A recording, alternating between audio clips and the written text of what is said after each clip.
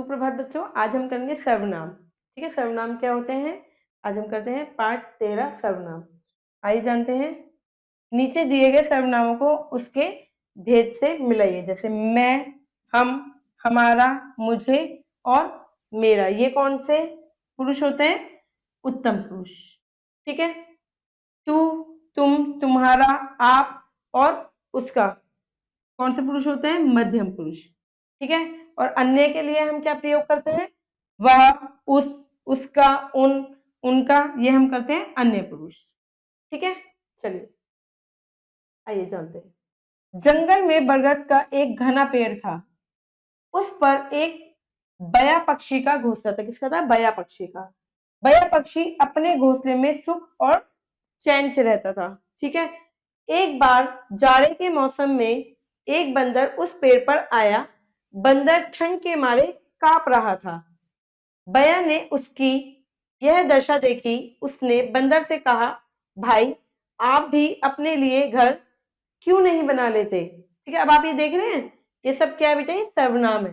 ठीक है, ये सब सर्वनाम है। देखो, मैं अपने घोंसले में कितने आराम से बैठा हूं, मुझे जरा भी ठंड नहीं लग रही। बया ने बंदर को अच्छी सलाह दी थी, परंतु बंदर को वह बुरी लगी। उसने अच्छी सलाह दी थी कि घर बना लो, पर उसको वह बुरी लगी। उसे लगा कि बया उसके सामने अपनी शेखी बगा रहा है।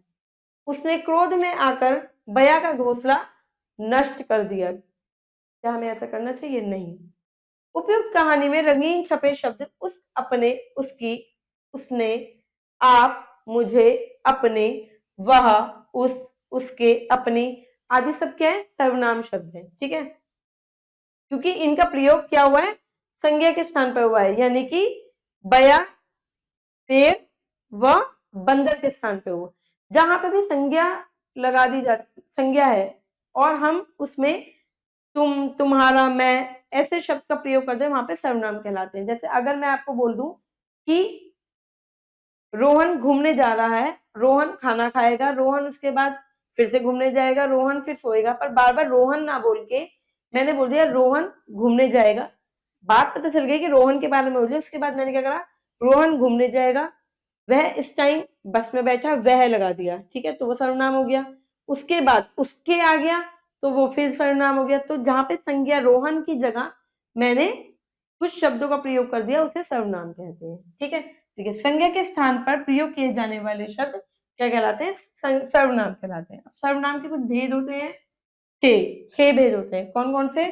पुरुषवाचक सर्वनाम, ऐसे सर्वनाम शब्द जिनका प्रयोग वक्ता, श्रोता और अन्य व्यक्ति के लिए किया जाता है। ठीक है, उन्हें हम पुरुषवाचक सर्वनाम कहते हैं। जैसे मैं, तुम, वह आदि, ये सब क्या है? पुरुषवाचक सर्वनाम है। ठीक है। जैसे आज मैं उन्हें उन स्वतंत्र सेनानियों के बारे में बताऊंगी जिन्होंने देश की आजादी के लिए लड़ाई लड़ी। ठीक है। इस वाक्य में क्या है? मैं सर्वनाम का प्रयोग, मैं क्या है? बोलने वाले के लिए, और तुम्हें क्या है? सुनने वाले के लिए, तुम्हें। ठीक है। तथा उन क्या है? जिन्होंने सर्वनाम का प्रयोग स्वतंत्रता सेनानियों के लिए किया गया है, अन्य के लिए। ठीक है। जिनके बारे में कुछ कहा जा रहा है, पुरुषवाचक सर्वनाम कहलाते हैं। पुरुषवाचक सर्वनाम के भी तीन भेद होते हैं। कौन कौन से? उत्तम पुरुषवाचक, मध्यम पुरुषवाचक और अन्य पुरुषवाचक। तो अभी हम जानेंगे उत्तम पुरुषवाचक सर्वनाम क्या होते हैं। ऐसे सर्वनाम शब्द जिनका प्रयोग बोलने वाला या लिखने वाला अपने नाम के बदले करता है, अपने नाम के बदले करता है, वे उत्तम पुरुषवाचक कहलाता है। ठीक है। जैसे मैं पार्क में जा रहा हूं और हम आज मेले में जाएंगे। समझ में आया आपको? मुझे आम दे दो और मेरी माताजी बीमार है। उपयुक्त वाक्यों में आए रंगीन शब्द मैं, मुझे, हम तथा मेरी उत्तम पुरुषवाचक सर्वनाम है। यहां से आपको पता चल रहा होगा ये क्या है? उत्तम पुरुषवाचक सर्वनाम है। अब हम जानेंगे मध्यम पुरुषवाचक सर्वनाम क्या होते हैं। ऐसे सर्वनाम शब्द जिनका प्रयोग सुनने वाले के लिए, जो सुन रहा है, ठीक है, सुनने वाले के लिए किया जाता है। सुनने वाले, सिर्फ सुनने वाले के लिए। जैसे तुम कब आए? भाई सुन रहा है ना वो, वो बोल नहीं रहा, हम बोल रहे हैं, हमसे पूछ रहे हैं, तो वो सुन रहा है।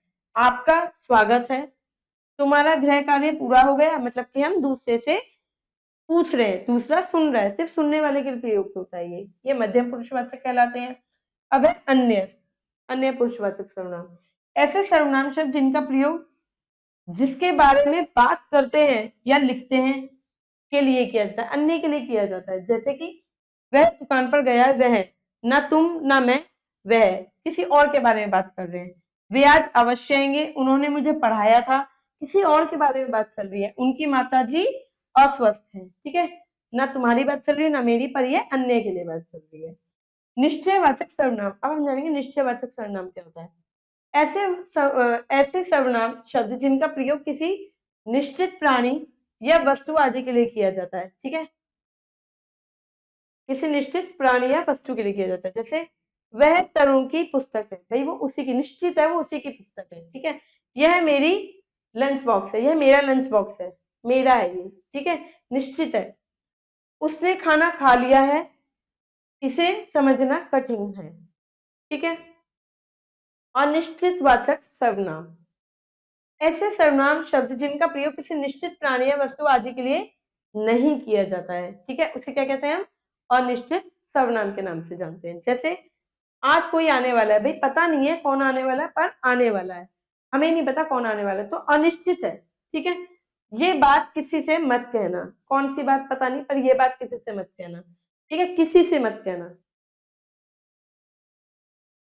निश्चित नहीं है।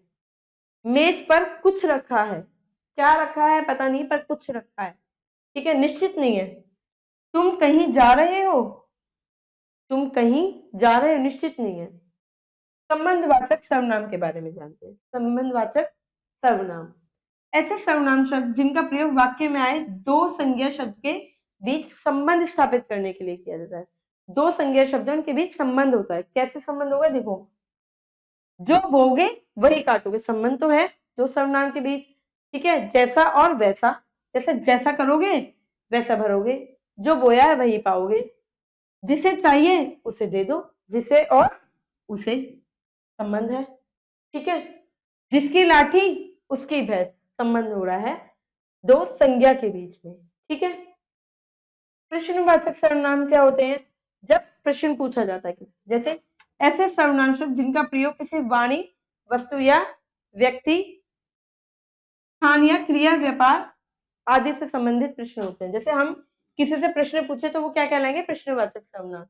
जैसे दरवाजे पर कौन खड़ा है, हम पूछ रहे हैं, प्रश्न पूछ रहे हैं, तुम किससे मिलने जा रहे हो, तुम्हें किसने बुलाया था, या तुम्हें क्या चाहिए, प्रश्न पूछा जा रहा है यहाँ पे, ठीक है। अब आया निजवाचक सर्वनाम क्या होते हैं।